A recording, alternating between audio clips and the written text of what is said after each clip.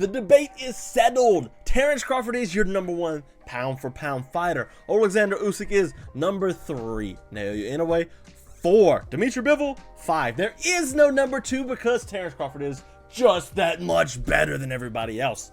If you missed it, you lived under a rock because the fight of the decade happened last weekend on Netflix. It was easy to watch. You had no reason to watch. My 13-year-old son who doesn't watch fights says he was watching the fights that night. That's how big of an event this was. Terence Crawford styled on Canelo Alvarez, something I didn't see coming. I was totally in the wrong with that. I had Canelo Alvarez winning that fight easily. So to my boy Josh at work, I wouldn't give him a bet of 20 push-ups. I told him all week, hey, you have your chance to change your mind. My bad, bruh. You got that one. Canelo just picked apart Terence Crawford. That's wishful thinking, it sounds like. Terence Crawford just picked apart Canelo Alvarez. It was one of those fights that really showed you that, despite him coming up two weight classes, and despite, him not really being a natural weight class that he was at, he is one of the greatest boxers of all time. Terence Crawford is absolutely incredible. Canelo Alvarez's plan was real simple early. He wanted to hit the body, and he does that in every fight. He hits your arms, and that lead left to the body, just boom, he smashes people in there. And the idea there is that Terence Crawford's much smaller. He's a southpaw, so the liver's in front, which can really, that could be the body shot knockout that everybody loves so much. But he's coming up in weight. He's smaller, and he's carrying all this weight. Is he going to be in shape? He was in shape, but Canelo didn't know that, so he had to pound the body, and hopefully he gasses him out as the fight goes. Instead, we get a Terence Crawford that is just blocking him, eating them, or just punishing him for throwing them. And as the fight went on, Terence Crawford grew more and more confident and landed more and more combinations. I mean, just absolutely magnificent. Terence Crawford picked out exactly what Canelo Alvarez was going to do. He's going to look at him cutting off the ring and allowing Terence Crawford to exit out if he got into a corner. Either Canelo wants to corner you and batter you there, or he wants to catch you as you're exiting from a corner or exiting a pressure situation when he's pushing forward, and catch you with one of those long looping lefts or one of those long looping rights as you're exiting out. Terence Crawford knew that was coming. He got caught a little bit early with them, kind of getting put and having to block with his arms a little bit more. But as the fight went on, Terence Crawford would, he would dart out quicker and miss by Canelo. Really kind of hurt Canelo Alvarez as the fight went on, because he's whiffing, he's stumbling. The angles Terence Crawford's taking was just magnificent, making Canelo turn after he's punched. Like, where are you, bro? I can't find you. What is going on? Like that old Ashton Kutcher. I mean, what is going on? Was that Ashton Kutcher in that? No, anyway. Regardless, it was a magnificent performance, and I couldn't be happier to have an American at the top of boxing once again. Terence Crawford really did, though. He brought everything that was bad for Canelo Alvarez this fight. We know, Canelo struggles with southpaw, and Terence Crawford's is billed as a switch hitter, but he's been fighting almost exclusively southpaw for a while. You watch the Madrimov fight completely in southpaw. Most of the Errol Spencer was in southpaw. It's just what he prefers now. He likes his power hand up front, and I don't know if that was preparing. I didn't know if he had that foresight before, the Spence fight or whatever, that he's preparing for a Canelo Alvarez. But coming out in southpaw, you watch the John Ryder, the Lara fight. Canelo doesn't like fighting southpaws. He kind of just struggles against them, and that took away a lot of his best weapons. Canelo really loves his right, straight up the middle, and it is the southpaw killer if you're kind of a higher level boxer versus a lower level boxer. But Terence Crawford and Canelo Alvarez are both the highest of levels right now, and to see Crawford, I know exactly what's going to come. It's going to be that right, and it's going to be the left hook, or the left hook high or low. To see him suss that out, and Canelo not have any answers for him after that was incredible. So, he brought the southpaw stance, but he also brought the positioning and the volume that we saw in the Dmitrii Bivol fight. Dmitrii Bivol did a good job because Canelo's power wasn't quite there at 174. He's not a natural 168er. He's more like 154, 160. But he kind of just fights at 168 because he doesn't want to cut weight. But the volume that Crawford would bring and the strategic volume he would bring, because he also didn't just bring the volume, he also brought the William Skull treatment of, oh, I'm gonna move and you're not gonna be able to touch me. Not quite as boring as Skull or Charlo did, but more along the lines of like, hey, we're gonna fight in the spots and I'm going to dictate when engagement happens, and that's what made it so masterful. So like when Crawford's there and he's like, all right, it's like you saw a lot of the times at the beginning of the round. When Canelo would finish strong in the last round, Crawford would make a point to come out there and say, all right, let's bang. And he would bang out for like 20 seconds with Canelo. And, Canelo's covering up and he's kind of suffering from like shot paralysis where he doesn't want to throw until it's his turn. And Crawford's like, it's not your turn because I'm going to punch you 3, 4, 5 times. And then I'm going to change my angle. And then I'm going to punch you 2 more times. And I'm going to exit.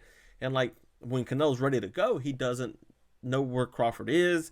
He doesn't know what angle he's at or what punches he's going to throw next or where he comes off of, because a lot of times Crawford would mess with the rhythm of his punches, bop bop bop or bop bop bop. He would mess with the rhythm or double up on hands, so it's not like left right left right left right. He go right right left or something like that. So he brought the volume that Dmitrii Bivol brought to the table too, and it wasn't for the fact like Bivol was so much bigger than Canelo. This was just because Crawford was so confident in his ability to escape from the situations that Canelo was going to put him in, that he really did a number on the ability for Canelo Alvarez to offensively put out numbers that were meaningful. A lot of the shots he was credited with did not land. A lot of them were on the glove, on the arms. Like, that's not scoring punches.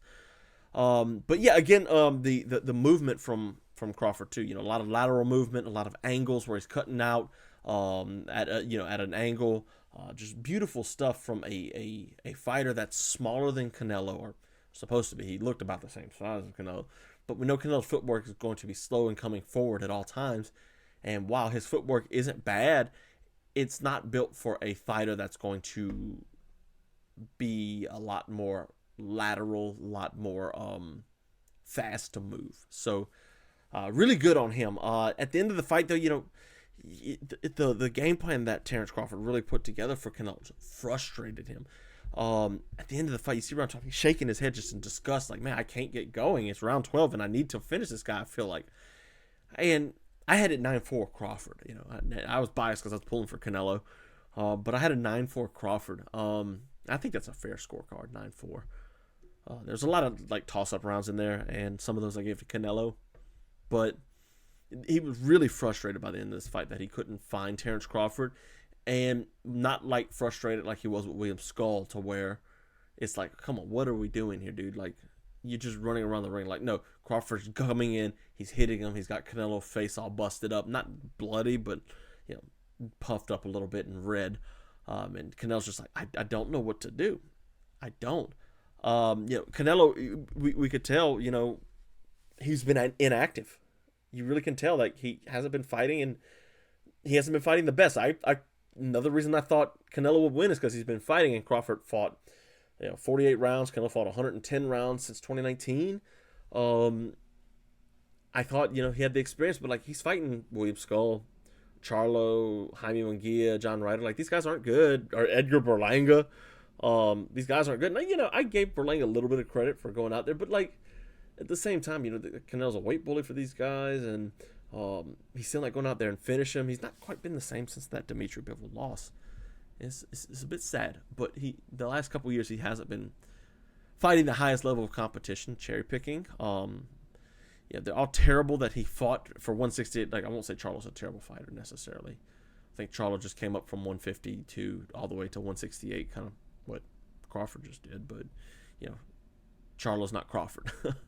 But it shows like Canelo wasn't fighting the elite fighters. It was just going out there for shows, more like exhibitions than it was that. Now, like, you look and you compare it to the other pound-for-pound guy like Naoya Inoue, who fought this weekend, beat Murajan Akhmadaliev, another unanimous decision, but it wasn't as impressive as Terence Crawford's win.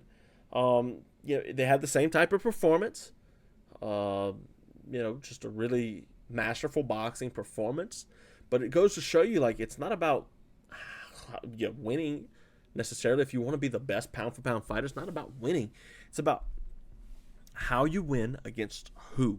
Right? You can't just go out there and beat Akhmadaliev. Everybody thought, oh, he's going to beat Inoue. Like, Akhmadaliev lost his chance to fight Inoue when he lost his last fight. Inoue fought, I forget who it was, but Inoue fought that guy that beat Akhmadaliev and beat him.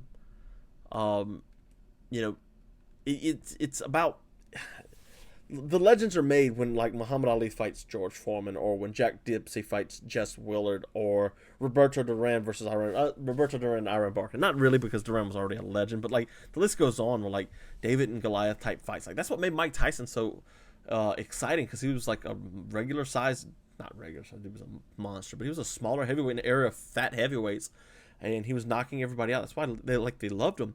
But, like, Inoue beating MJ Akhmadaliev isn't the same, not even close to, like, Terence Crawford beating Canelo Alvarez. Like, that's not even comparable, and people want to compare it. Like, no, shut up. Like, Inoue is a distant third place behind Usyk and number one pound for pound Terence Crawford. Like, there's no doubt in my mind Terence Crawford is the top pound for pound guy in the world. Like, it's not even close. 3 undisputed weight classes. He can go down to 160 and get another one if he wanted. All you have to do is fight Adames, Janabek, and Lara. Is it Lara at 160? I don't remember, so many champions. But yeah, so, like, Terence Crawford really doesn't have anything left to prove. Like, hold on, I'm rewind for a second. Like,